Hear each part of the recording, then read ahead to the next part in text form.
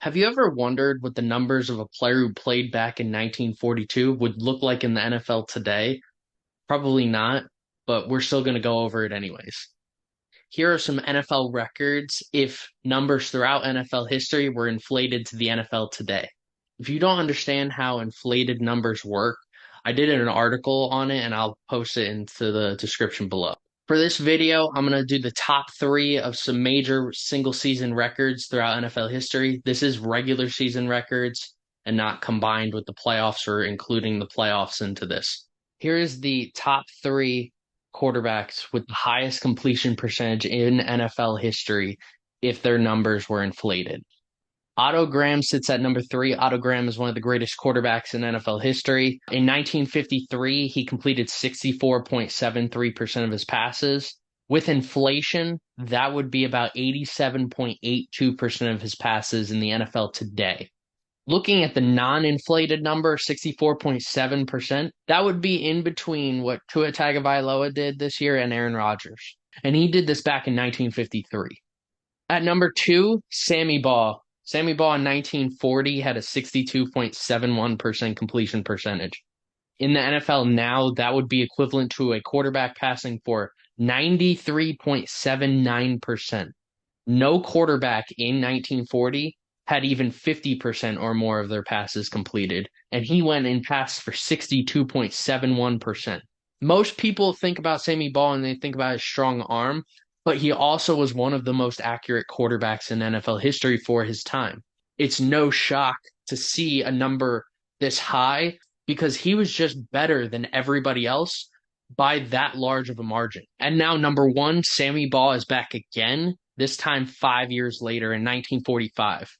He completed 70.33% of his passes in 1945. That's without inflation. It's very difficult for a quarterback in the NFL now to complete 70.33% of their passes. But he was able to achieve this in 1945.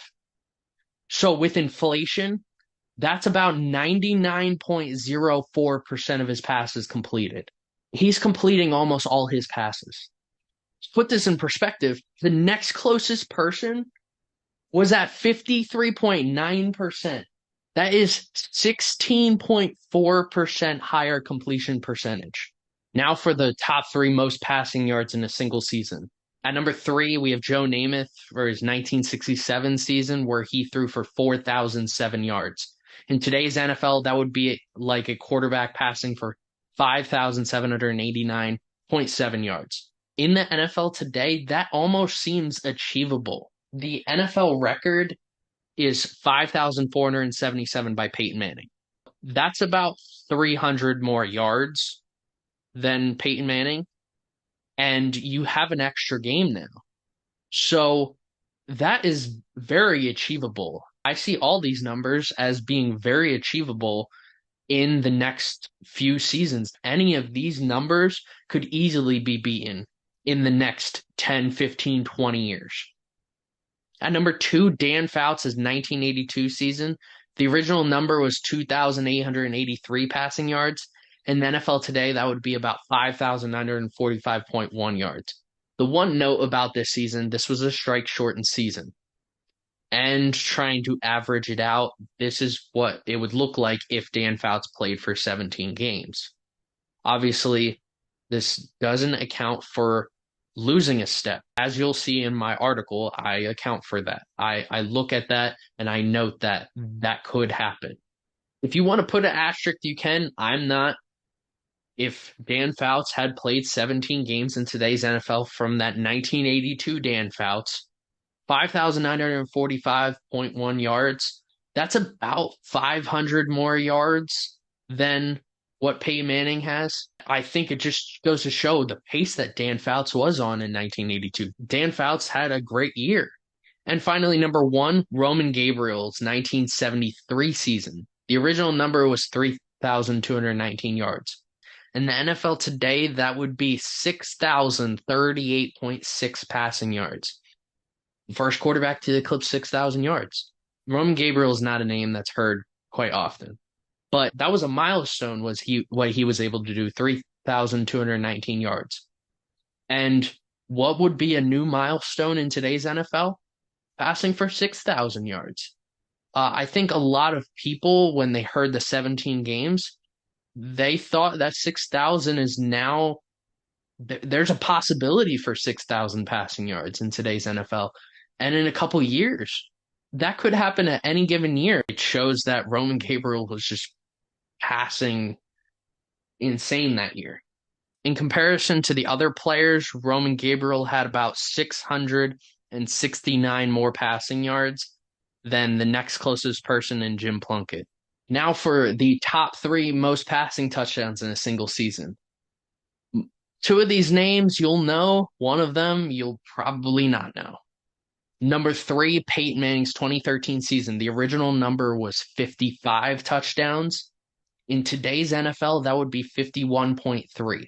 Because passing touchdowns were down this year in comparison to other years, his 55 touchdown passes go down to 51.3. That is still a great year, don't get me wrong, because in 2013, Peyton Manning was not the only quarterback who was throwing for quite a bit of touchdown passes. Drew Brees threw for 39 touchdowns that year. Andy Dalton threw for 33. Phillip Rivers, 32. Tony Romo, 31. Matthew Stafford threw for 29. Ben Roethlisberger, 28. Nick Foles threw for 27. Matt Ryan and Russell Wilson, 26. Tom Brady sat all the way at 25 touchdown passes, and he was selected to the Pro Bowl. There was a lot of touchdown passes thrown that year. Versus this year, we had Patrick Mahomes is 41. Burrow's 35. Josh Allen's 35. Geno Smith, 30. Now, if Patrick Mahomes had thrown for 50 touchdowns, he would have probably brought that number back to where it should have been.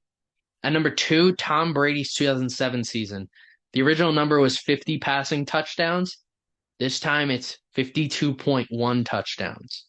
What Tom Brady did with 50 touchdowns, nobody was really close to him in 2007. So that number is going to be a little higher. The next closest person in 2007 was Tony Romo with 36, then Ben Roethlisberger with 32, and Peyton Manning with 31.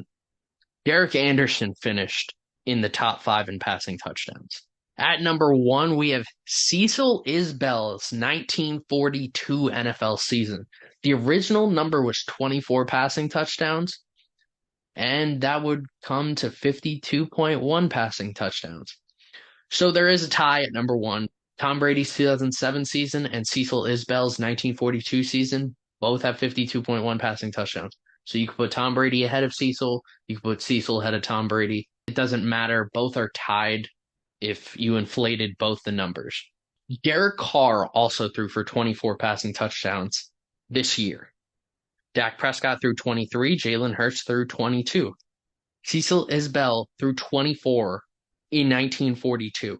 The next closest person was Sammy Baugh with 16. And after that, it was Charlie O'Rourke with 11. We'll get to the reason he threw for this many touchdowns because, wow, let me say the receiver who he was throwing to had arguably the greatest season by a player ever. But 52 touchdowns, that's a lot. 24 touchdowns for that time was a lot. For top three most rushing yards in a single season, at number three, Barry Sanders' 1994 season. The original number was 1,883 rushing yards, and inflated, that would be about 2,324.5 rushing yards. Barry Sanders has had a few great seasons, and this is just so happens to be one of them.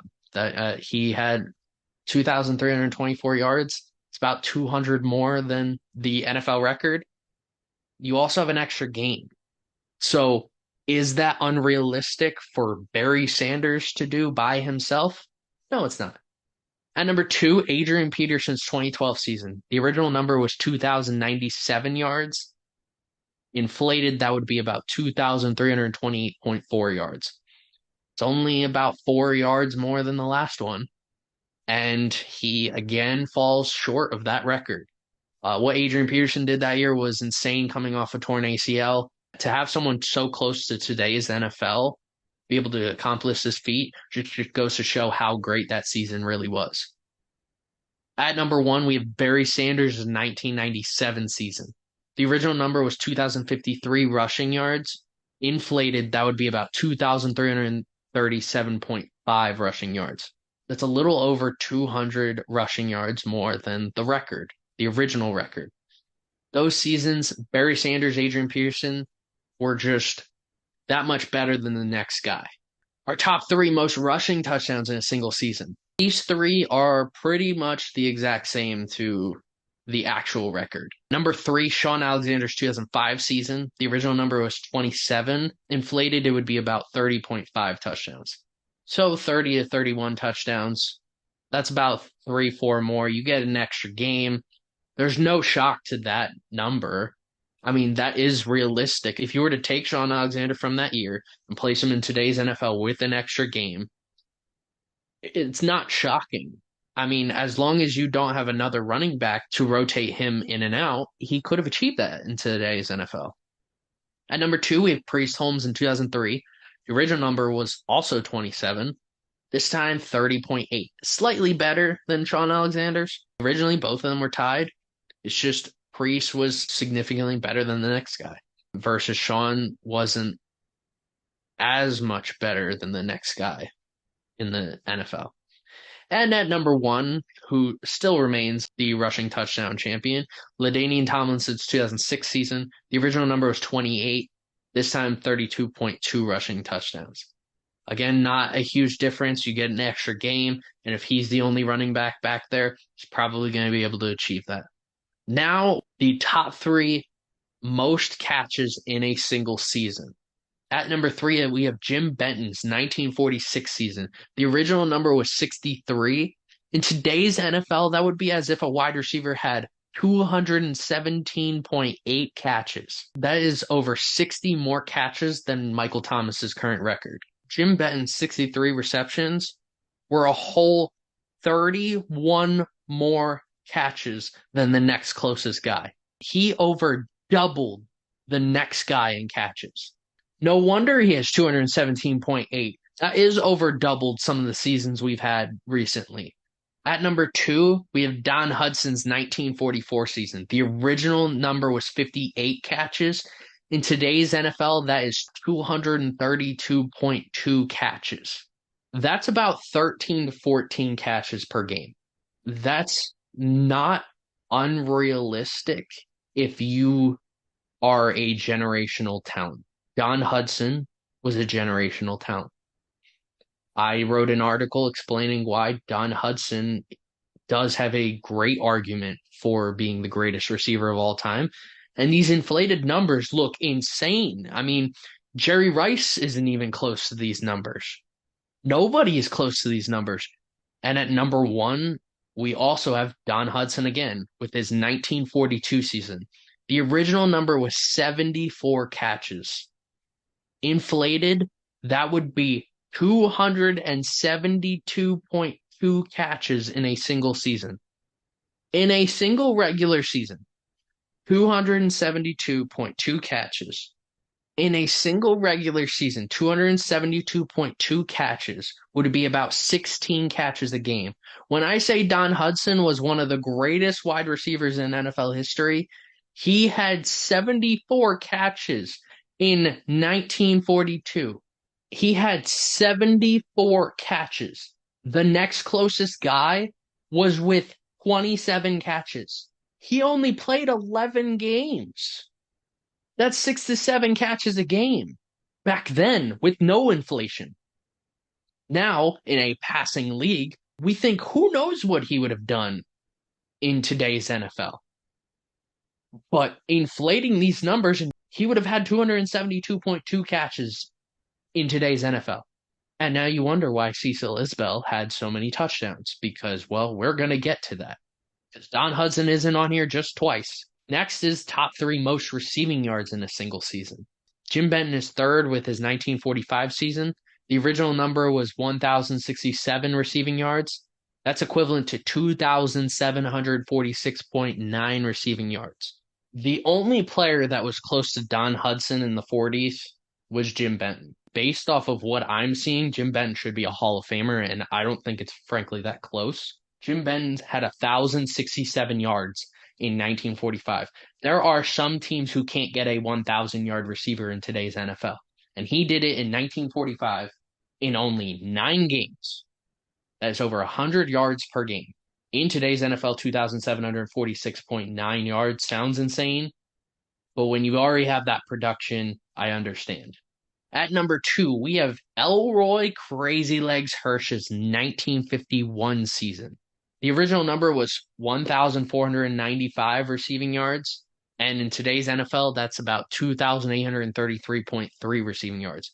1,495 receiving yards in today's NFL could lead the league in receiving yards. T.Y. Hilton led the league in receiving yards with 1,448 back in 2016. So that's not impossible. He did that with no inflation back in 1951. He did that in 12 games. The next closest was a receiver who had 826 receiving yards. He had 669 more receiving yards than the next closest player. 2,833.3 receiving yards? I'm shocked it's not more. And at number 1, back again, Don Hudson for his 1942 NFL season. You will see his 1942 NFL season probably the greatest receiving season ever. The original number was 1,211 receiving yards. In today's NFL, that is 3,293.8 receiving yards. The next closest person had 571 receiving yards. He had a whole 640 more receiving yards than the next closest person. With no inflation to take into account, only 4 quarterbacks had more passing yards than Don Hudson had receiving yards in 1942. Now the top 3 most receiving touchdowns in a single season. Randy Moss's 2007 season comes in at number 3. He originally had 23 touchdowns. With inflation, that goes up 1 more at 24. You saw what Tom Brady's numbers looked like with inflation. Tom Brady goes just a couple. It was 2007. It wasn't that long ago in terms of the passing game, in terms of what receivers could do. I'm shocked that Randy Moss is still up here and someone else hasn't taken his spot. At number 2, we have Don Hudson again with his 1936 season. He originally had 8 receiving touchdowns.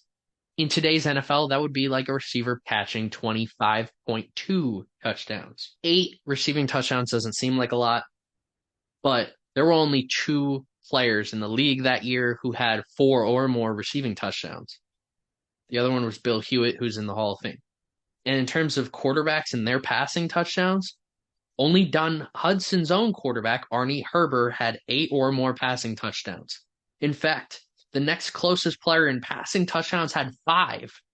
He had 3 more receiving touchdowns than any quarterback had in passing touchdowns outside of his own team. Now, most people will see these numbers and immediately think, oh, his quarterback must have been great. He recycled through quarterbacks throughout his entire career. A couple of them were all pros, Pro Bowlers. Arnie Herber went to the Hall of Fame. Cecil Isbell probably should be in the Hall of Fame. They've had very good quarterbacks, but these quarterbacks were probably very good because of Don Hudson. Don Hudson played at another level.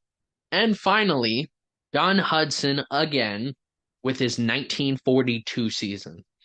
He originally had a whopping 17 receiving touchdowns in 1942. That is equivalent to 36.9 receiving touchdowns in today's NFL. He had 17 touchdowns in 11 games. There are players who can't get 17 touchdowns in 17 games. 17 receiving touchdowns could lead the league in today's NFL. He did it in 11 games. The next closest player had 8. He had over doubled the next guy. And before that, in third, that receiver had 5 receiving touchdowns. He had tripled the guy who got third. That year was the year Cecil Isbell led the league in passing touchdowns. Don Hudson had 17 receiving touchdowns. Cecil Isbell threw 24. Only 7 of his 24 touchdowns came from someone else in 11 games. 17 touchdowns in 1942. It has been 80 years, and players struggled to get that. 17 touchdowns. Next, we're going to move on to sacks. So I'm splitting this off into two because some people record official sacks and others people record unofficial sacks.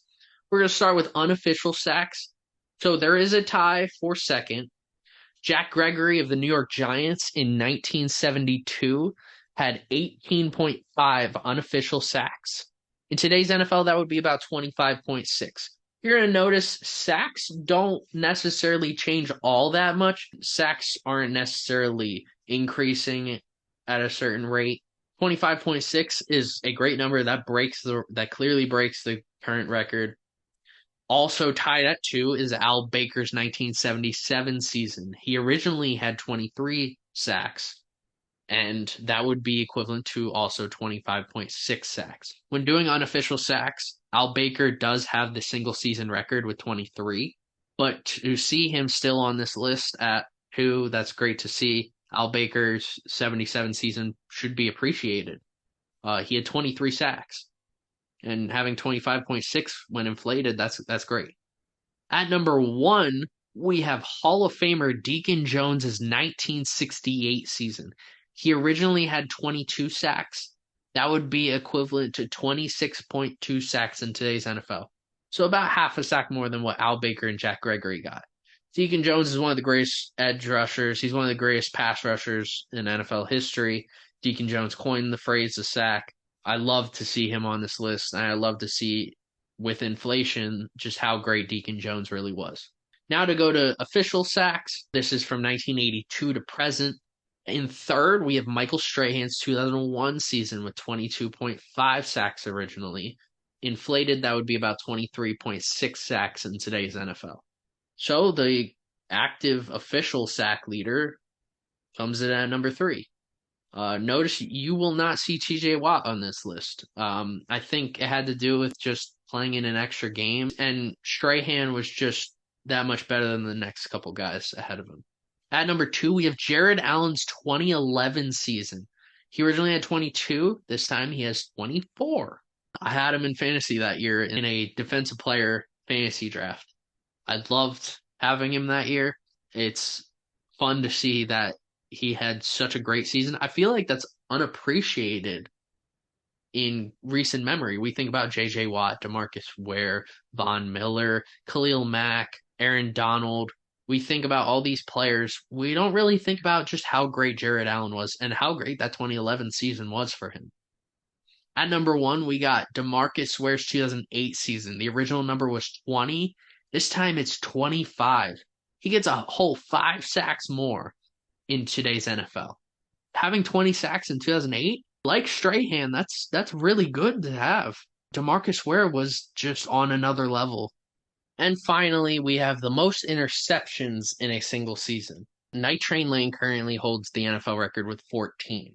As you see over the course of history, interception numbers for a career have gone down. Nobody is going to be close to Paul Krause's career record of 81 career interceptions. Ed Reed was pretty much the only one in this century to even come close to those numbers. At number 3, we have J.C. Jackson in 2020. He originally had 9. That number just goes up to 9.5. Over the last couple years, the interception leaders or the players who are at the top just have this huge gap. It's like they'll go on a hot streak of a couple games where they'll have multiple interceptions, and quarterbacks aren't thinking to not throw to them anymore. J.C. Jackson, I mean, I wasn't even thinking about him that year, but he really should have been a Defense Player of the Year candidate, just like the guy at number 1 probably should have won. At number 2, we have Trayvon Diggs' 2021 season. He originally had 11, but with inflation, he would go down to 10.5. We usually don't see players having 11 interceptions anymore. Number slightly goes down, likely due to an increase in interception numbers across the whole league. I know a lot of people clown on Trayvon Diggs for allowing so many yards, but, if you're in a back and forth battle the entire season, you get 1 interception to give your offense hope in 11 games, that's perfect. You can win your team games doing that. And at number one, we have Xavier Howard's 2020 season. He originally had 10. That number goes up to 10.6. So only zero point 0.1 higher than Trayvon Diggs' number. You might see next year Diggs go higher than Howard. It'll depend on how those seasons really age based off how the numbers in the future hold up. I voted him for Defensive Player of the Year that year in 2020. I know a lot of people on Old Legacy didn't vote for him, and you know what? That's fine. There was other very good players in 2020. I just felt like Xavier Howard start to finish was just better. Like he had 10 interceptions, and it goes to show that that season looks better than any season by any player ever in terms of getting interceptions.